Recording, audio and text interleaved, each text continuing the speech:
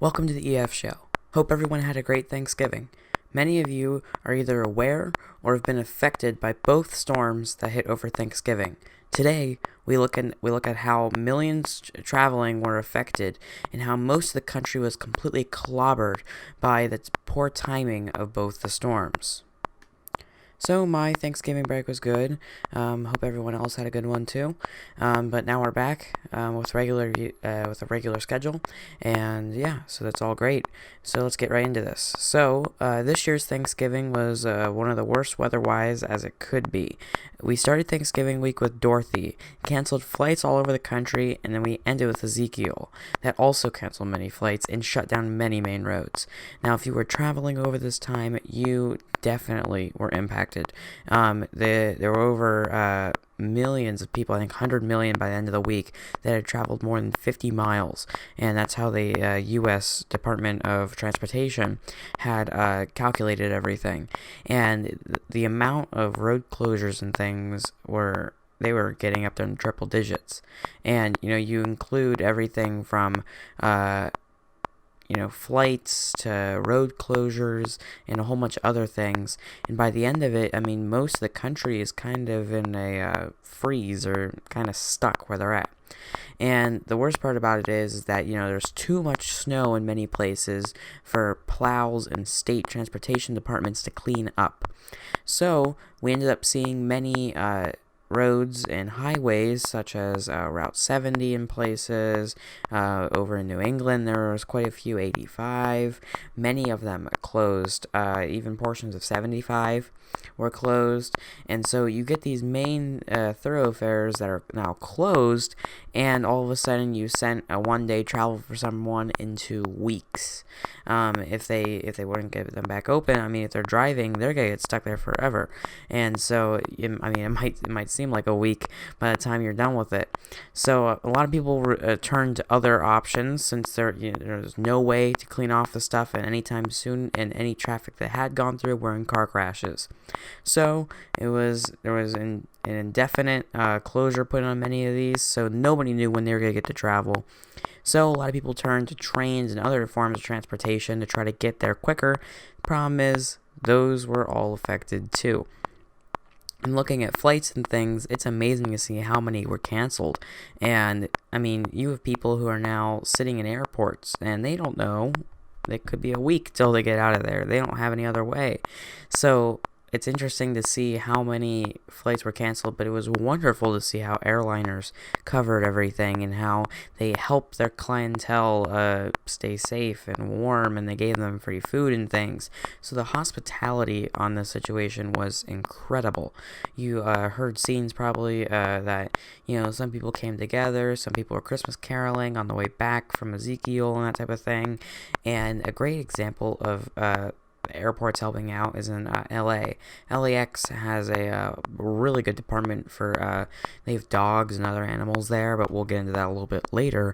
But it's such a big airport that these people can go and just find some space, and a lot of places had some good activities to do, and so that was really good to see all that. So, looking at it, whenever people were traveling to Thanksgiving, over 55 million people were traveling. And that does cover both plane, ground transportation, and cars. So, that's 55 million people, and they're traveling more than 50 miles. So, you look at that, that's not a massive number, but it's pretty big.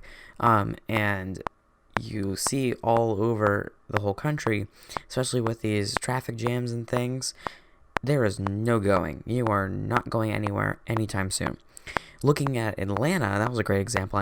The Weather Channel had a multiplier on of how long the traffic would take normally and how long it will take now.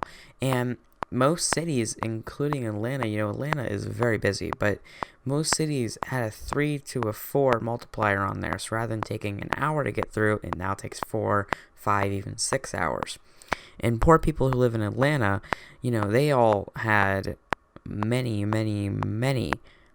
hours waiting there. They weren't directly impacted by snow or anything, but looking at some of the bigger picture things, there are tons of people, and when they're all trying to go different ways, and then the roads are being shut down, people are changing plans, the highways can be one of the most dangerous places because there's a lot of distractions going on. And especially in this situation where people are going to the airport, they're not worried about the road. They're looking at their phone trying to figure out, okay, when does my flight leave? When does it arrive? Okay, it's canceled. Now, how do I get on a different flight? And it's crazy to see how much snow fell in places, but how it affected places in the south. This is a great example. I mean, it was snowing in Boston, and many flights from out of Boston and New York were both canceled for flights going to there and coming back. So not only do you have the problem of those airports being canceled, you look at the airports that they're going to and coming from, they are now stuck in a situation where there either isn't a plane or there's a plane that can't go anywhere.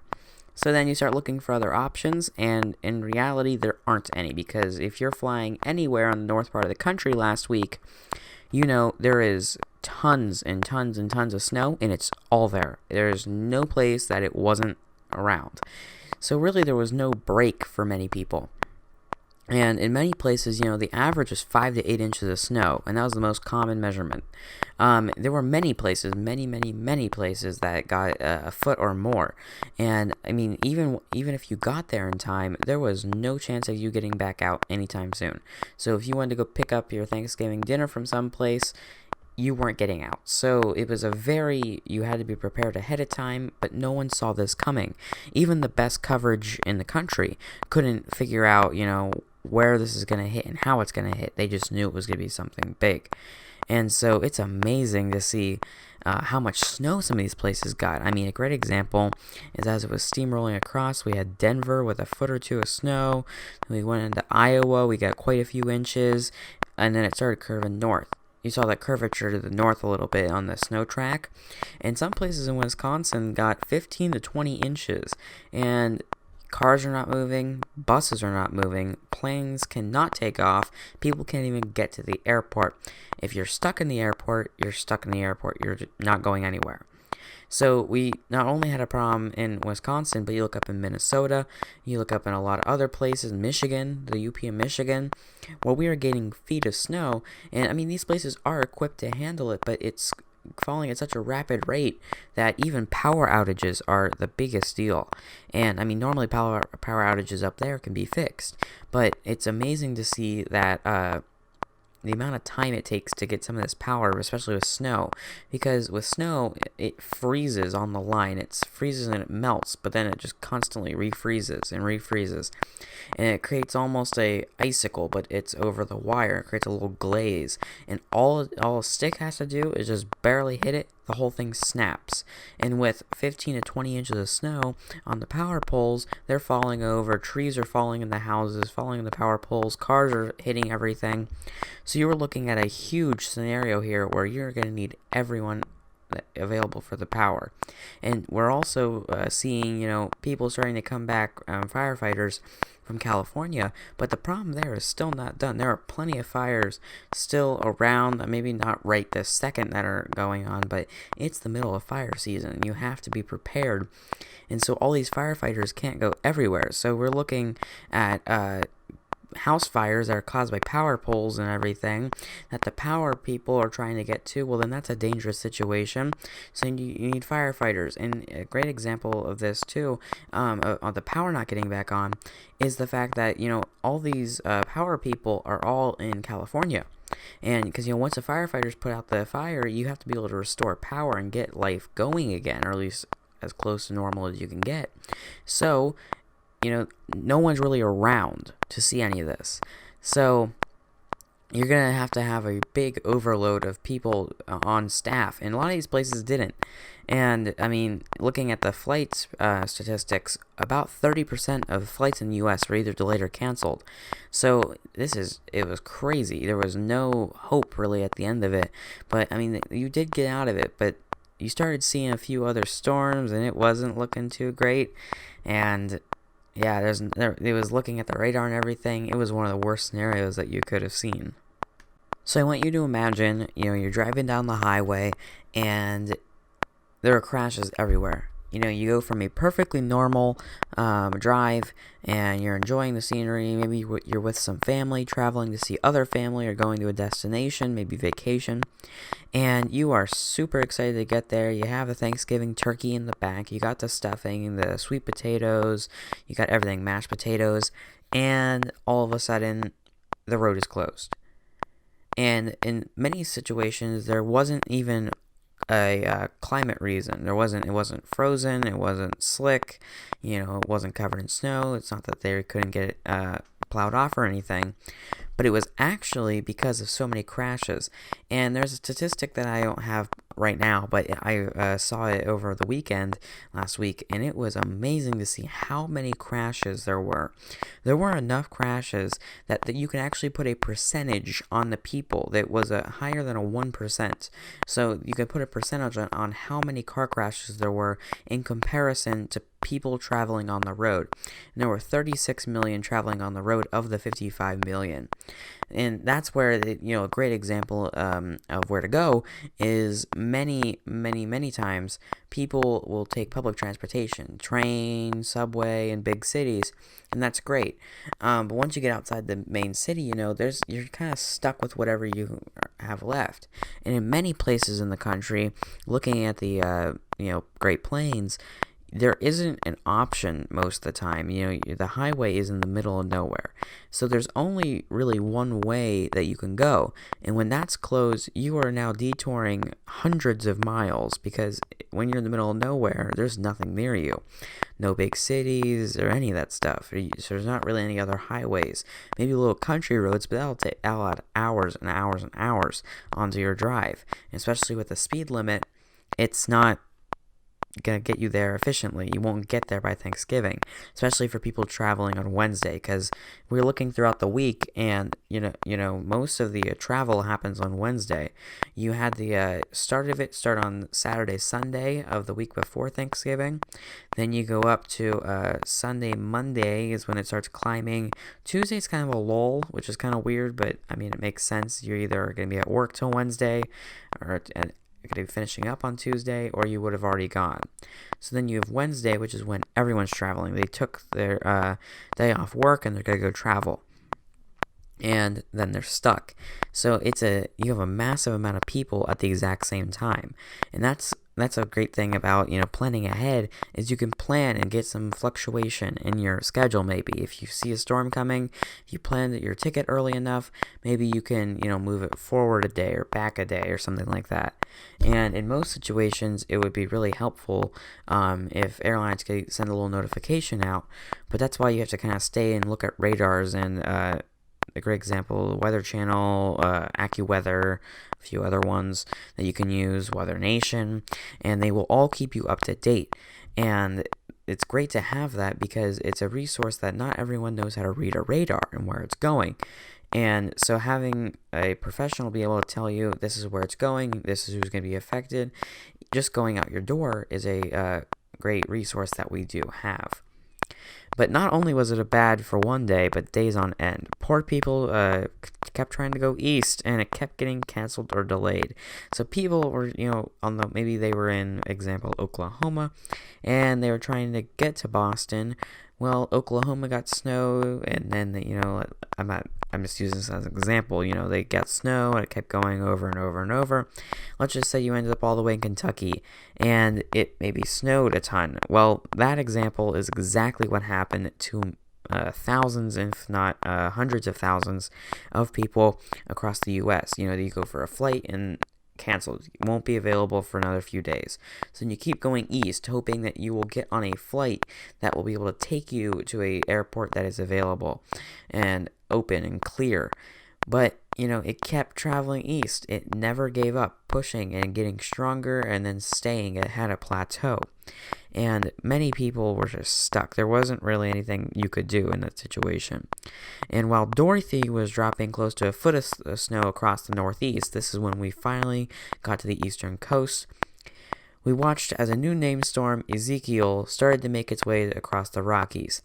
And its infamous spin out over the western coast was really what gave it the name immediately. It was a tight spin.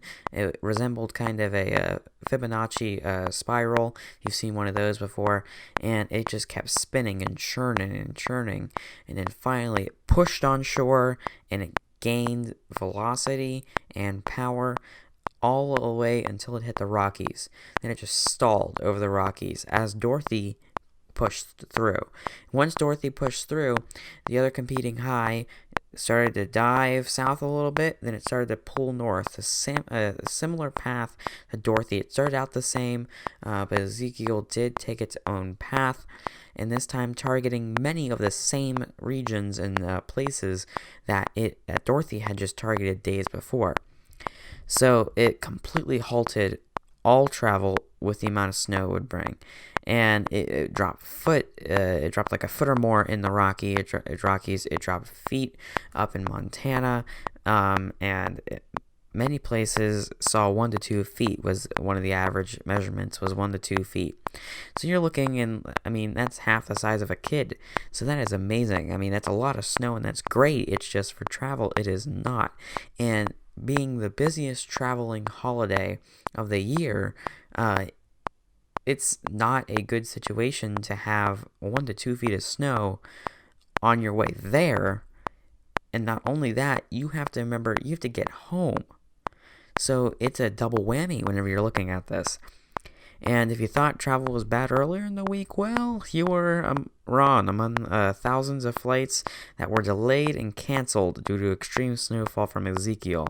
So you had flights from Dorothy, you had flights from Ezekiel, and 93 million people traveled over the time period after Thanksgiving from whenever Ezekiel was plowing through, really from Thanksgiving Day through the Sunday.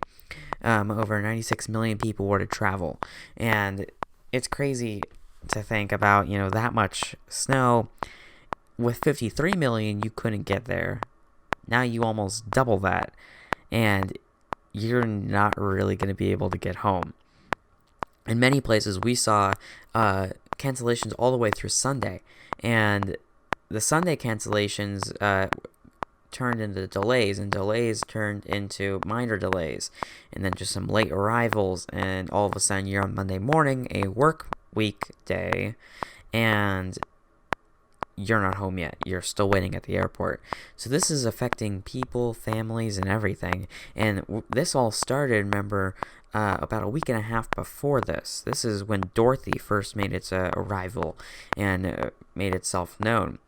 And on the roads, many crashes closed roadways. Once again, there is a common theme with this. Many roads are being closed.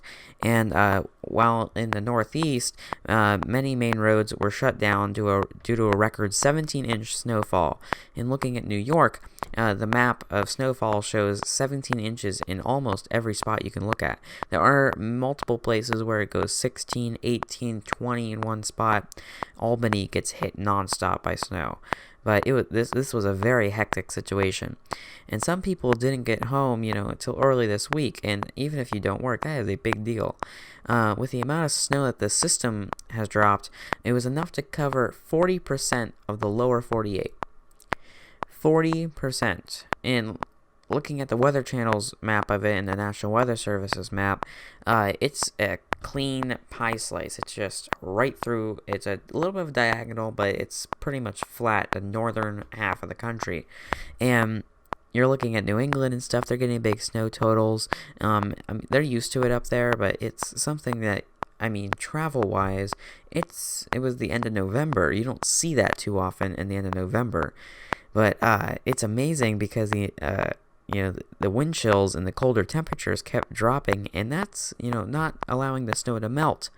So, plows can push some snow around, but it's staying there. And a lot of airports can do that too, but wind's going to blow it back on, especially on the open tarmac where, wind can blow that stuff around. And this snow wasn't the heavy stuff, as a fluffier type of thing, so it can blow on and stack up. So it is a problem with potential plane slipping on, runways, on takeoffs and things. So that's what the really big ordeal was with this, was could planes take off? And so that's why so many were canceled. It's so hard to clean off runways and things. With wind chills, you're keeping the temperature down there. And a lot of places went from being above average temperatures from November to dropping way below average. And the funny thing is, you were looking at like northern Florida where it was like in the 50s. I mean, Miami was at 81. It's kind of funny to see, they're quite normal for them, at least down there. So they weren't really affected. But the whole rest of the country really saw some results from this. And maybe we'll learn something about it in the future, but there's not much we can really do about it. It was nice that airlines allowed their passengers to switch flights for free without needing to pay anything. There's no switching fee. You don't have to buy a whole new ticket. Need to move it to a different day, no problem. So, I mean, many were accommodating, brought pillows, blankets, and things. And a lot of people made the airport their home for a temporary amount of time. And with that many people, you had people on the ground and things. Many airports that are smaller saw up to 100,000 people, and these are places where maybe during a normal work week you're seeing maybe 100 or so flights per day coming in and out of there, and other places you're seeing hundreds of flights coming in and out, and people started moving airports just to see, okay, can we take off from here? Is this one in a better condition? And as I said earlier in the podcast, many airports like LAX had dogs and service animals that were there for like you and anyone who wants to be there around them. They're a nice animal to calm down with, sit down, enjoy the time, because you're there for a really long time. And these dogs work the 2-hour shifts. They're signed up for it, and they have specific training and everything that they go through. And it's a lovely service that they put together in LAX. It's what makes LAX one of the greatest airports is their hospitality and accommodation to their guests. So you look over the whole country again, and a simple snow system that Dorothy that ended up building, and I mean, yes, one snow system that was really big. We can call that big, but it wasn't enough to like completely stop everything, was followed up by Ezekiel. So these places that we got 1 to 2 feet the first time that Dorothy came through, we got another 1 to 2 feet, so getting hammered again and again and again. And that's why many places like Michigan still had power outages by the end of the week. And so a lot of people's travel this year was really messed up. And so Thanksgiving this year was, I mean, simple to say, very dangerous overall. Black Friday shopping didn't have as massive crowds for fighting over a single TV this year. And while it does have to do with the weather and everything, now we're going to look at how the actual business world changed some of this.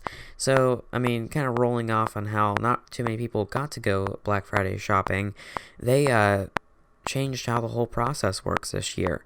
We didn't see massive crowds fighting over a single TV, punching it, slapping it, stealing it. This normal mad dash was eliminated this year due to early sales and Cyber Monday sales. So Cyber Monday has always been around, but the sales weren't always as great, but this year they were. Black Friday deals extended this year from 1 to 2 weeks before Black Friday to the Monday after, so Cyber Monday. And you get these great deals, and why wait in the crowd? Just go get the stuff ahead of time. And some people still go and see it and wait in line and stuff because they love that time of year and that feeling. But a recent statistic found that 99% of online deals for Cyber Monday were just as good as a deal that if you went to the store. So why waste 8 hours of your day waiting in line for 8 minutes inside of a store when you can just order it online, never leave your home, watch some TV, or you could have ordered and even done stuff ahead of time. Cyber Monday had a very big extension ahead of time. They had sales for Cyber Monday starting the Wednesday before. And so both of these deterred people from the 8-hour wait, the brawl that was soon to occur inside the store. And there were still some lines, but none like we've seen in the past years. We've seen quite a few videos. People have even been killed in Black Friday's events. So it's stuff that we haven't seen before. But it's fun to see that, there are some new ways to go and order some stuff. That's great. That's what's great about online ordering. You don't have to leave the home if you don't need to, and especially in Black Friday, it can be your best friend.